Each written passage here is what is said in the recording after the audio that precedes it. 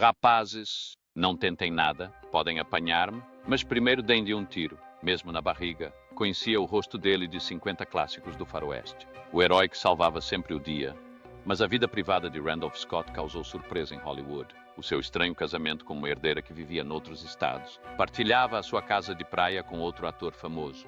Quando a morte finalmente o levou, os familiares descobriram algo que os fez cair de joelhos. Este simples cowboy construiu secretamente uma riqueza tão enorme que mudou as suas vidas para sempre.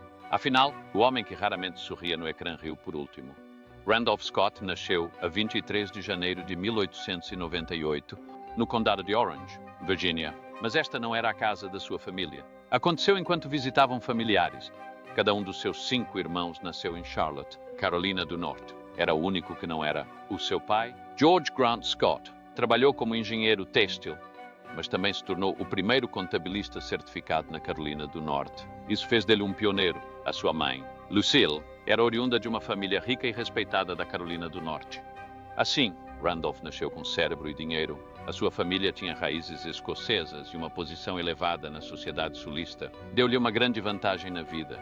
Cresceu em Charlotte, numa casa grande e elegante que ainda hoje existe. Em 1927, mudaram-se para uma grande casa projetada por um arquiteto famoso, Louis Asbury. Este era o tipo de vida que Randolph conhecia. Escolas privadas, amigos bem relacionados e a confiança calma de alguém que nunca teve de se preocupar com dinheiro. Estudou na Woodbury Forest School, na Virgínia. Não era apenas uma escola. Era um lugar onde os filhos de famílias ricas se tornavam líderes do Sul. Aquela escola moldou-o, ensinou-lhe a postura, o charme e a crença de que podia fazer tudo. Mas Randolph não era apenas um jovem educado. Ele também era atlético. Jogou futebol americano e beisebol. Nadou competitivamente e correu cavalos. Não eram apenas passatempos, eram desportos sérios e caros.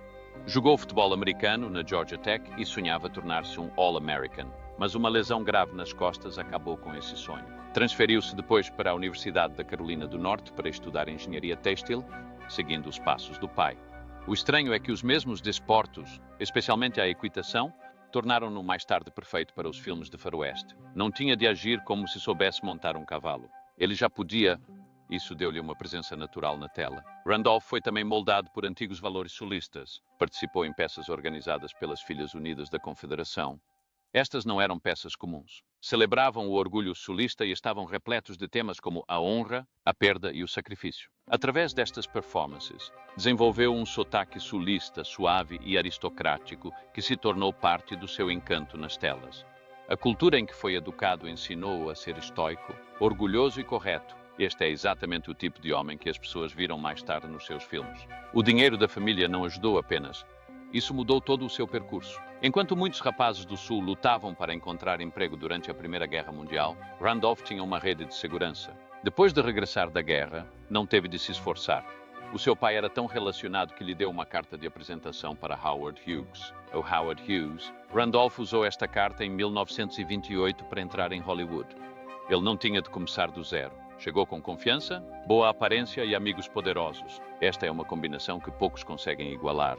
Quando os Estados Unidos entraram na Primeira Guerra Mundial, em abril de 1917, Randolph tinha apenas 19 anos. Em vez de ficar em casa, alistou-se na Guarda Nacional em julho. A maioria dos homens que se juntaram ao esforço de guerra eram mais velhos, mas ele não esperou. Em outubro, foi promovido a cabo. Em fevereiro de 1918, era sargento. O seu pai tentou levá-lo para West Point, mas Randolph queria servir. Esta escolha mostrou a sua disciplina e condizia com as personagens corajosas que viria a interpretar mais tarde no cinema. Em França, serviu na linha de frente. Fazia parte de uma equipa de 2 homens no 2º Batalhão de Morteiros de Trincheira.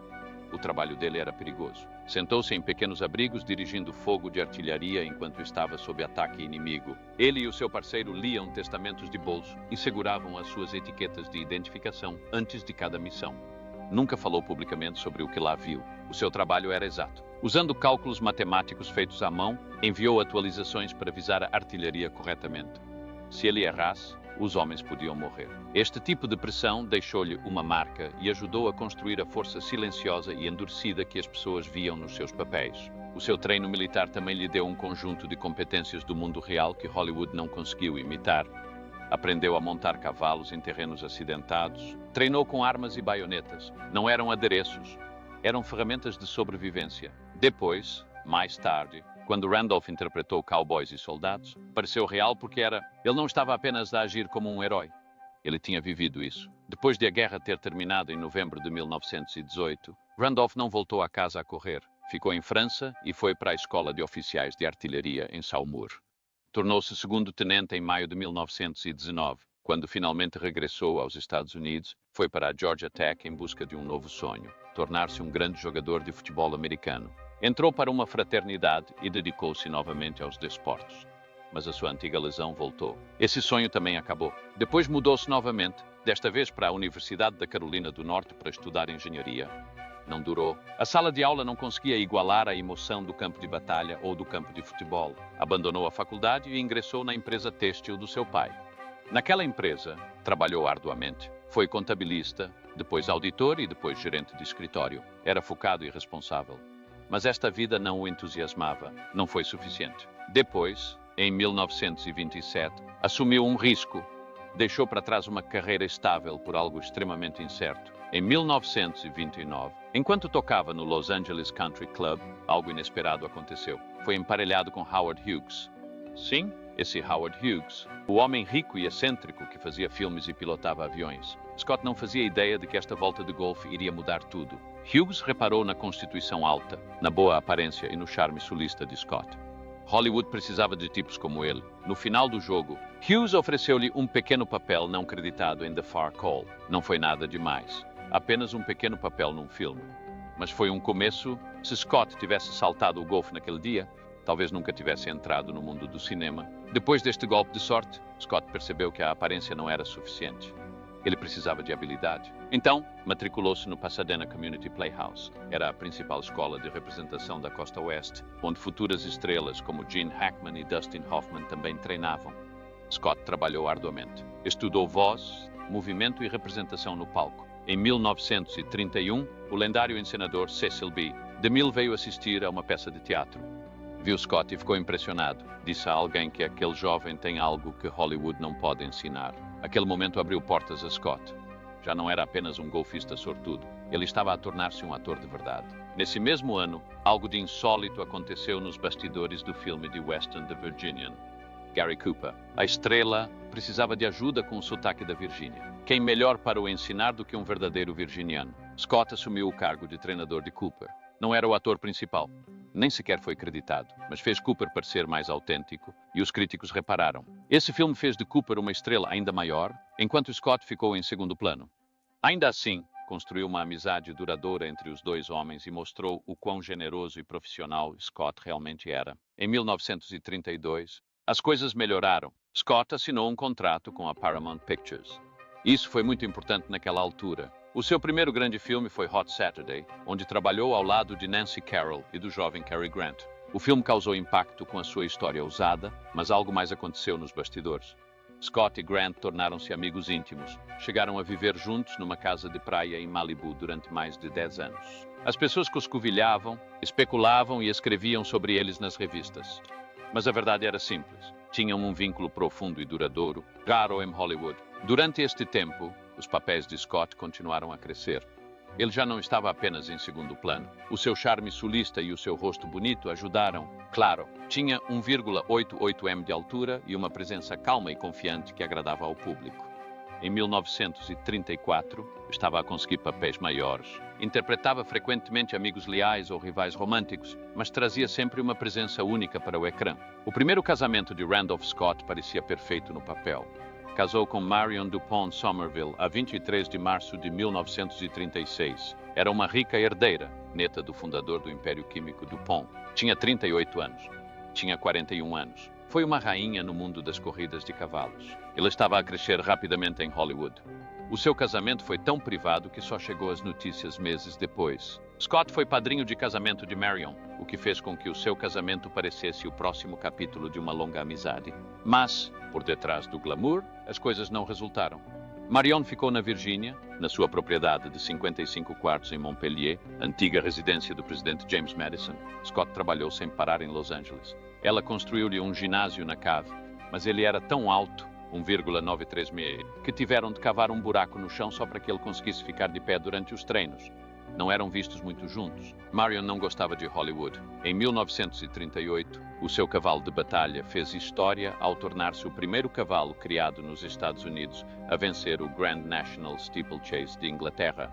Ela não pôde ir à celebração em Nova York. Scott foi no lugar dela. Após 3 anos de casamento à distância, separaram-se em 1939.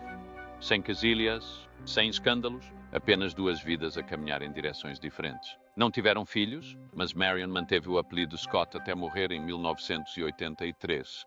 Um sinal silencioso de respeito que nunca desapareceu. Um ano antes do fim do casamento, em 1935, Scott foi viver com Cary Grant. A sua casa em Malibu era grande, com 510 metros quadrados, e lindíssima. As pessoas chamavam-lhe Bachelor Hall. Eram jovens, ricos, bonitos e sempre fotografados a jogar golfe ou a relaxar na praia. Os estúdios até publicaram fotos deles a treinar juntos. Os tabloides não se cansavam. A colunista de fofocas Hedda Hopper brincou com eles.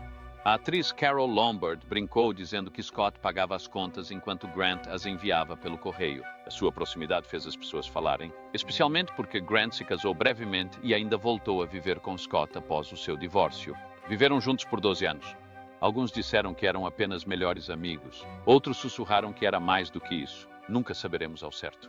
Mas em 1944, sob pressão dos estúdios, acabaram com o acordo de habitação partilhada e casaram com mulheres. Mesmo assim, continuaram amigos para o resto da vida. Hollywood raramente viu títulos como este. No final da década de 1930 e início da década de 1940, Scott não fazia apenas westerns. Ele estava em tudo. Em 1936, apareceu num musical com Fred Astaire e Ginger Rogers, uma comédia com Mae West e interpretou Hawkeye em O Último dos Moicanos. Foi considerado para o papel de Ashley Wilkes, mas perdeu para Leslie Howard. Protagonizou Roberta, Pittsburgh e até Rebecca of Sunnybrook Farm. Os críticos adoraram a forma como transitava entre gêneros, encantador num momento, intenso no outro. Não era apenas mais um cowboy. Ainda não. Aqueles anos moldaram-no. Ajudaram-no a encontrar o seu alcance e a construir uma forte base de fãs. No início da década de 1940, já não estava a mudar de gênero. Os westerns tornaram-se a sua casa e ele usava o chapéu de cowboy como se tivesse nascido com ele. Os diretores adoravam-no. Michael Curtis disse uma vez que Scott foi o único cavalheiro que conheci neste ramo. Isso significava algo numa indústria cheia de divas. No início, Cecil B. DeMille enviou-o para treinar no Pasadena Playhouse antes de lhe dar grandes papéis.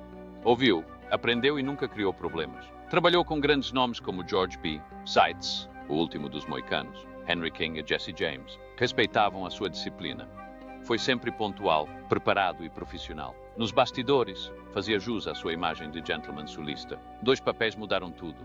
Em 1936, O Último dos Moicanos mostrou que podia liderar um filme de aventuras. Com apenas 92 minutos, foi um filme rápido, conciso e cheio de ação. O Gavião Arqueiro de Scott era um herói com coração. Depois veio Jesse James, em 1939. Scott interpretou Will Wright ao lado de Tyrone Power e Henry Fonda. O filme arrecadou mais de 2,3 milhões de dólares nos Estados Unidos e no Canadá. E tudo o vento levou e o Sr. Smith vai para Washington fizeram melhor nesse ano. Uma cena que envolveu um cavalo causou tanta agitação que levou Hollywood a proteger os animais no set. Foi assim que o filme foi grande. Quando os Estados Unidos entraram na Segunda Guerra Mundial, Scott quis servir. Tentou juntar-se aos fuzileiros navais, mas foi recusado devido a uma lesão nas costas. Mesmo assim, não ficou de braços cruzados. Visitou bases militares com o comediante Joe Dorita, atuando para as tropas. No seu próprio rancho, cultivava alimentos para o governo. No ecrã, manteve o ânimo elevado com filmes de guerra como To the Shores of Tripoli, Bombardier, Corvette K-225 e Gung Ho. Estes filmes não eram apenas entretenimento, foram um incentivo moral. Scott tornou-se um símbolo da força americana, tanto real como imaginária. Em 1944, casou com Patricia Stillman. Este casamento durou até a sua morte em 1987, mais de 40 anos. Adotaram 2 crianças, Christopher e Sandra. Enquanto outros casais de Hollywood prosperaram rapidamente, a vida familiar de Scott manteve-se sólida e privada. Deu-lhe uma paz que muitas estrelas nunca encontraram. Também sabia como lidar com negócios. No final da década de 1940, fez uma parceria com um produtor para iniciar a Renown Productions. O nome era uma combinação dos seus nomes, Randolph e Brown. Naquela altura, a maioria dos atores não tinha controlo. Os estúdios tomaram todas as decisões, mas com Renown, Scott escolheu os seus próprios projetos, principalmente westerns. Obteve controle criativo e melhor remuneração. Esta mudança moldou os seus últimos anos no cinema. Em 1946, Badman's Territory chegou aos cinemas. Scott interpretou Mark Rowley, um polícia que lida com bandidos como Jesse James e o Dalton Gang. O filme teve um lucro de $557 mil. Isso foi muito dinheiro. O público adorou. O filme teve 2 sequelas e garantiu a Scott uma atração de bilheteira. Randolph Scott não se tornou uma lenda de Hollywood de um dia para o outro. Mas entre 1950 e 1953, algo de incrível aconteceu.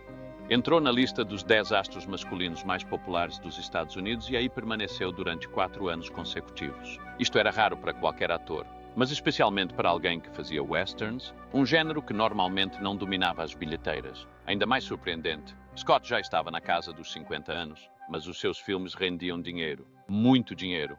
Em 1950, ganhava $100 mil por filme, cerca de 1,3 milhões de dólares atualmente. Famílias de todo o país, das cidades ao campo, fizeram fila para ver o seu estilo de justiça silencioso e poderoso. Os seus fãs incluíam crianças de olhos arregalados, agricultores duros e todos os outros tipos de pessoas. Tornou-se mais que uma estrela. Ele tornou-se um símbolo, mas este aumento não se deveu apenas a números. Era sobre as histórias que contava e a forma como as contava. Trail Street, de 1947, interpretou Bat Masterson, um polícia sensato enviado para limpar uma cidade selvagem do Kansas. O filme não estava apenas repleto de ação. Tinha energia, vida e gerou um lucro considerável de $365 mil. No mesmo ano, em Gunfighters, Scott era um homem destruído, tentando deixar o seu passado violento para trás depois de matar o seu melhor amigo. A dor que demonstrou era real, silenciosa e poderosa. Em 1949, levou as coisas ainda mais longe em The Walking Hills, uma caça ao tesouro poeirenta e corajosa no deserto. O filme misturava elementos do Velho Oeste com o mistério do cinema noir, e Scott destacava-se no meio de tudo isto, calmo, firme e profundamente humano. À medida que os seus papéis se tornavam mais profundos, o seu visual também crescia. No final dos anos 40, o rosto de Scott mudou. Era mais resistente, mais nítido, marcado pelo vento e pelo sol devido às filmagens no local. Mas em vez de esconder a sua idade, revelou-a.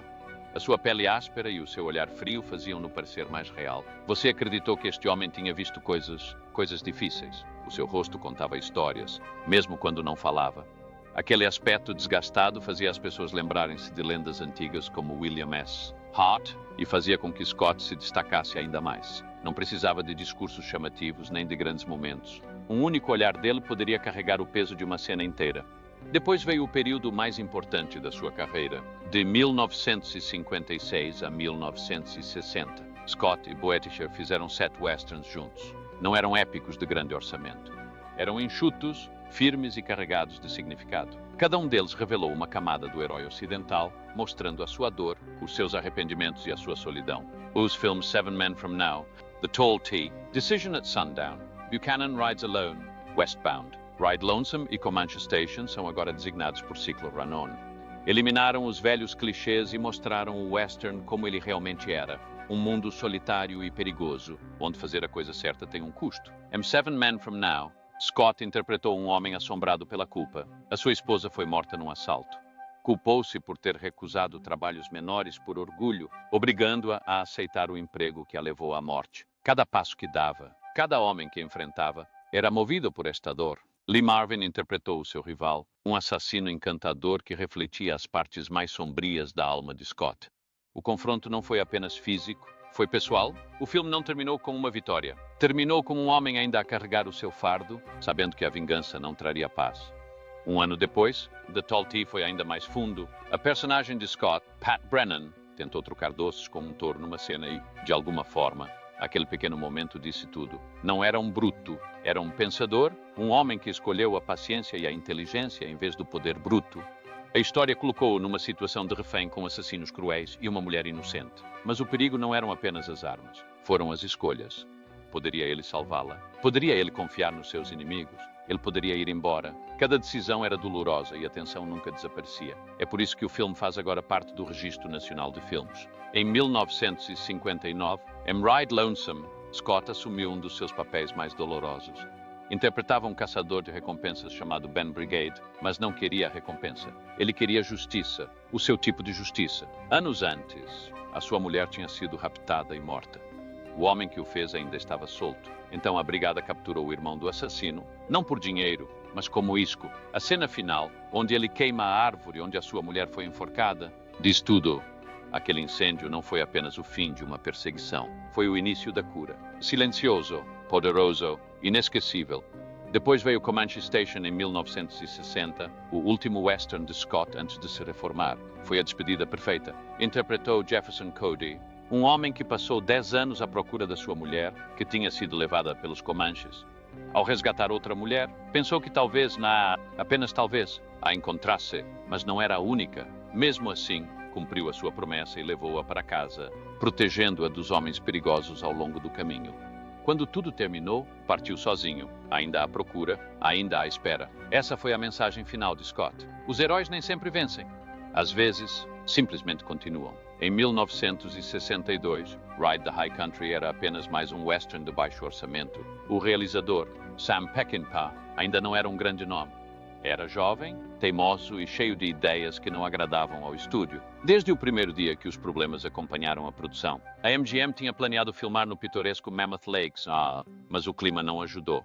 Depois, o estúdio ordenou que tudo fosse transferido para centenas de quilômetros de distância, para Bronson Canyon, em Los Angeles. Esta mudança foi um desastre. Peckinpah, irritado com a decisão, garantiu que o elenco e a equipa técnica permanecessem embriagados durante a viagem de autocarro de 6 horas de regresso a Los Angeles. O caos não se ficou por aí. Quando o presidente da MGM, Joseph Vogel, assistiu a uma versão inicial do filme, adormeceu. Quando acordou, disse que aquele era o pior filme que já tinha visto. A MGM nem sequer deu uma oportunidade justa ao filme. Colocaram-no na metade inferior das sessões duplas. Nos Estados Unidos, foi um fracasso total, mas a Europa viu algo de diferente. No estrangeiro, Ride the High Country tornou-se discretamente um dos maiores sucessos da MGM. E lentamente, a reputação do filme começou a crescer. Em 1992, foi selecionado para preservação no National Film Registry. O que começou por ser uma produção problemática, acabou por se tornar um clássico. No centro de tudo estava Randolph Scott. Interpretou Gil Westrom, um ex-polícia idoso que luta para acompanhar um mundo em constante mudança. A história passa-se por volta de 1905, quando o Velho Oeste estava a desaparecer rapidamente. O rosto de Scott, envelhecido, sério e honesto, combinava perfeitamente com o papel. O seu caráter estava dividido entre o ouro e a lealdade, a ganância e a honra. Atrás das câmaras, Scott e o seu colega de elenco, Joel McCrea, enfrentavam o seu próprio crepúsculo. Eram lendas da vida real a interpretar homens fora do seu tempo, o que deu ao filme um poder silencioso. A cinematografia acrescentou ainda mais. As cenas suaves e coloridas de outono de Lucien Ballard fizeram com que todo o filme parecesse uma despedida, não apenas para a fronteira, mas para o próprio velho western de Hollywood. Este não era um filme de cowboys comum. Tinha alma, e Scott fez uma das atuações mais emocionantes da sua carreira. Talvez o mais emocionante, talvez o melhor. O Scott também pensou assim. Depois do filme, afastou-se definitivamente da representação. Não queria continuar apenas para aceitar papéis mais fracos ou para se tornar uma estrela em declínio. Disse o que queria dizer através de Gil Westrom. Aquela apresentação teve tudo: dúvida, orgulho, arrependimento e redenção. Scott disse aos amigos que nunca conseguiria ultrapassar aquilo, por isso não tentou. Ele partiu nos seus próprios termos, mas Scott não era inteligente apenas no ecrã. Era ainda mais esperto fora disso. Quando se reformou, em 1962, não desapareceu. Concentrou-se nos negócios e jogou este jogo melhor do que quase qualquer pessoa em Hollywood. Em meados dos anos 60, a sua fortuna atingiu os 100 milhões de dólares. Isso seria quase 280 milhões de dólares hoje. A maioria dos atores não pensava assim, mas Scott pensava. Comprou cedo, segurou e observou os números a subir. Não possuía apenas uma ou duas mansões, possuía muitas terras, especialmente em San Fernando e Palm Springs. Só estas propriedades valiam mais de 100 milhões de dólares em 1965. Palm Springs tornou-se um ponto turístico e San Fernando explodiu em crescimento. O Scott viu isso acontecer antes de todos os outros.